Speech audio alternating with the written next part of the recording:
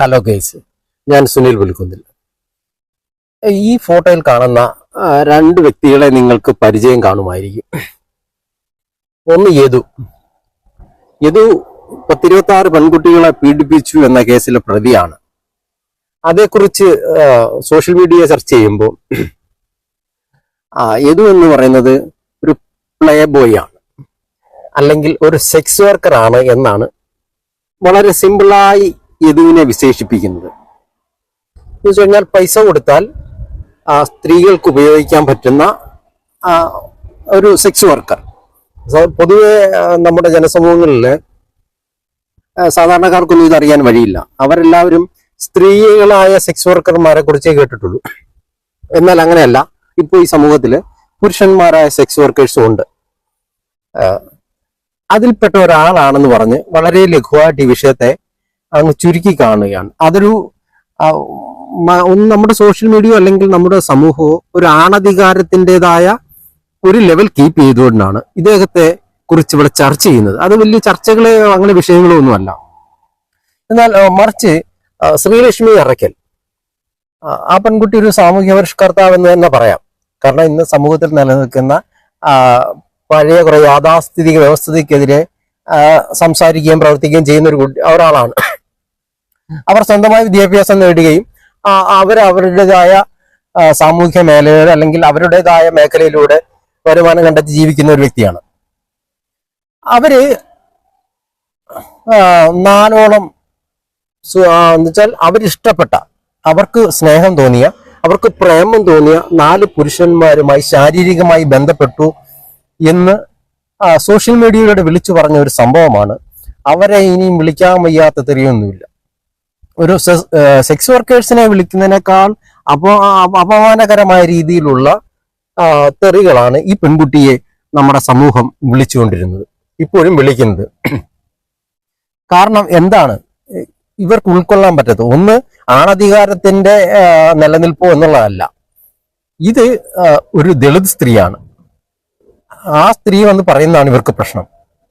നിങ്ങൾ കാരണം നമ്മുടെ വാർത്താ മാധ്യമങ്ങളിലൊക്കെ അത്ര ശ്രദ്ധിക്കാതെ പോയ പല സംഭവങ്ങളുണ്ട്. ചില സീരിയൽ നടികൾ 4-5 വിവാഹം കഴിച്ച സമ്പ്രദായങ്ങളുണ്ട്. കാരണം അവർക്ക് വേണമെങ്കിൽ അവർ പുതിയതായിട്ട് വിവാഹം കഴിക്കുന്നു, അതങ്ങനെ പോകുന്നു. കാരണം അവർക്ക് പൊരുത്തപ്പെടുന്ന ജീവിതത്തിൽ പണ്ടത്തെ ഒരു ഭർത്താവിനെ മാത്രമോ അല്ലെങ്കിൽ അയാളുടെ മക്കളെയും വളർത്തിക്കൊണ്ട് തങ്ങളുടേതായ സ്വപ്നങ്ങളും ചിന്തകളും എല്ലാം മാറ്റിവെച്ച് ഈ ആണധികാരത്തിന്റെ കീഴിൽ ജീവിക്കുന്ന ആ സ്ത്രീകളിൽ നിന്നൊക്കെ മാറി ഇപ്പൊ ലോകം കൈപ്പിടിയിലായ കാലഘട്ടത്തിലാണ് ഇവർ ജീവിക്കുന്നതെന്നും തങ്ങൾക്കൊരാളുമായി പൊരുത്തപ്പെടാൻ പറ്റുന്നില്ല എങ്കിൽ അതപ്പോൾ തന്നെ ഒഴിവാക്കിയിട്ട് പുതിയ ഒന്ന് കണ്ടെത്തുക എന്നുള്ളതാണ് പുതിയ ലോകത്തിന്റെ കാഴ്ചപ്പാടുകൾ. അതും മനസ്സിലാക്കാത്തതൊന്നും അല്ല ഇവർക്ക് ഇതൊരു ദളിത് യുവതി ആയതുകൊണ്ട് അവരെ അധിക്ഷേപിക്കാം എന്നുള്ള രീതിയിലാണ് സോഷ്യൽ മീഡിയ ഏറ്റവും കൂടുതൽ, അല്ലെങ്കിൽ നമ്മുടെ ഈ സാമൂഹിക പരിഷ്കരണം വളരെയേറെ വിപുലമായി എന്നൊക്കെ പറയുന്ന കേരളത്തിന്റെ മനസ്സ് അവരെ തെറി വിളിച്ചുകൊണ്ടിരുന്നത്. കാരണം അവർക്ക് കാരണം എന്തിനാ കൂടുതൽ നമ്മൾ പറയുകയാണെങ്കിൽ മുകേഷിന്റെ കാര്യം ഒന്ന് എടുത്ത് നോച്ചു. മുകേഷ് ആദ്യം വിവാഹം കഴിച്ചു, ഒരു ലിമിറ്റ് കഴിഞ്ഞപ്പോൾ അവരോട്ട് പൊരുത്തപ്പെടാൻ പറ്റുന്ന കഴിഞ്ഞപ്പോൾ അയാൾ മറ്റൊരു യുവതി വിവാഹം കഴിച്ചു. അതും പൊരുത്തപ്പെടാൻ അതും ഡൈവേഴ്സായി. അതങ്ങനെയാണ്, ലോകം അങ്ങനെയാണ് ഇപ്പോ കടന്നു പോകുന്നത്. പണ്ടും ഇങ്ങനെയാണ്, കുറെ ഇങ്ങനെയൊക്കെ സംഭവിച്ചിട്ടുണ്ട്. ഇപ്പോഴും വിദേശ രാജ്യങ്ങളിലൊക്കെ ഇത് വളരെ സിമ്പിളായിട്ട് ഇങ്ങനെ നടന്നു പോകുന്നതാണ്. നമ്മുടെ നാട്ടിൽ ഇപ്പോൾ ഇത് വളരെ ലഘുവായി നടന്നുകൊണ്ടിരിക്കുന്നു. പക്ഷെ എന്തുകൊണ്ട് ശ്രീലക്ഷ്മി അറയ്ക്കൽ മാത്രം ഇത്ര വെറുപ്പിന് വിദ്വേഷമായി എന്ന് ചോദിച്ചു കഴിഞ്ഞാൽ ഇതാണ് പ്രശ്നം. ഇതൊരു ദളിത് ആക്ടിവിറ്റീസുകൾ ഇങ്ങനെ വന്ന് പറയുന്നത് നമ്മുടെ സമൂഹത്തിന്, മലയാള സമൂഹത്തിന് പിടിക്കാൻ പറ്റില്ല. ഈ വേടനെ തെറി വിളിക്കുന്നത് കണ്ടിട്ടില്ലേ? എന്തുകൊണ്ടാണ് വേടനെ എത്രമാത്രം തെറി വിളിക്കുന്നത്? വേടനെ വലിയ തെറ്റ് എന്ന രീതിയിലൊക്കെയാണല്ലോ പറയുന്നത്. കാരണം ഇതാണ്, ദളിത് ആക്ടിവിറ്റീസുകളൊന്നും ഈ സമൂഹത്തിൽ ഉയരാൻ പാടില്ല എന്ന ഒരു ചിന്ത നമ്മുടെ ഈ സമൂഹത്തിൽ, ജനസമൂഹത്തിൽ, മലയാള സമൂഹത്തിലെ കുറെ ആളുകൾ കൊണ്ടു നടക്കുന്നു.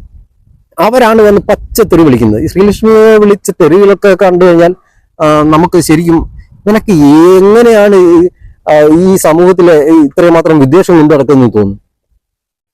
കാരണം പ്രകൃതിയുടെ നിലനിൽപ്പ് തന്നെ ഇങ്ങനെയല്ലേ? സ്ത്രീ പുരുഷ സംയോഗത്തിലാണ്. പ്രകൃതിയിലെ ഈ എന്താണ് ഈ ഇതെല്ലാം ഉണ്ടല്ലോ, അമീബ പോലെയുള്ള ജീവികൾ ഒഴിച്ചാൽ ബാക്കിയുള്ള സർവ്വചരാചരങ്ങളും ആണും പെണ്ണും ചേർന്ന് തന്നെയാണ് അതിന്റെ പുതിയ ഒരു പ്രവൃത്തി ഇങ്ങനെ നടന്നുകൊണ്ടേയിരിക്കുന്നത്. പുതിയ തലമുറ ഉണ്ടായിക്കൊണ്ടേയിരിക്കുന്നത്. എല്ലാ സർവ്വ ജീവജാലങ്ങളും അങ്ങനെ തന്നെയാണ്. പക്ഷേ അവർക്കത് പറ്റില്ല. അവർക്ക് എല്ലാത്തിനും എന്താണ്, പഴയ കുറെ സമ്പ്രദായം ഉണ്ടല്ലോ, ഇതൊന്നും ആരോടും പറയരുത്, ആരോടും കാണിക്കരുത്, വർദ്ധിക്കരുത്. പക്ഷെ ഇത് നമ്മുടെ സോഷ്യൽ മീഡിയയും സിനിമയും എല്ലാം ഇത് തന്നെയാണ് നടക്കുന്നത്. പെൺശരീരങ്ങൾ വിറ്റ് തന്നെയാണ് എന്താണ് സിനിമകളൊക്കെ മുന്നോട്ട് പോയിക്കൊണ്ടിരിക്കുന്നത്. അതിനൊന്നും ആർക്കും ഒരു പ്രശ്നവുമില്ല.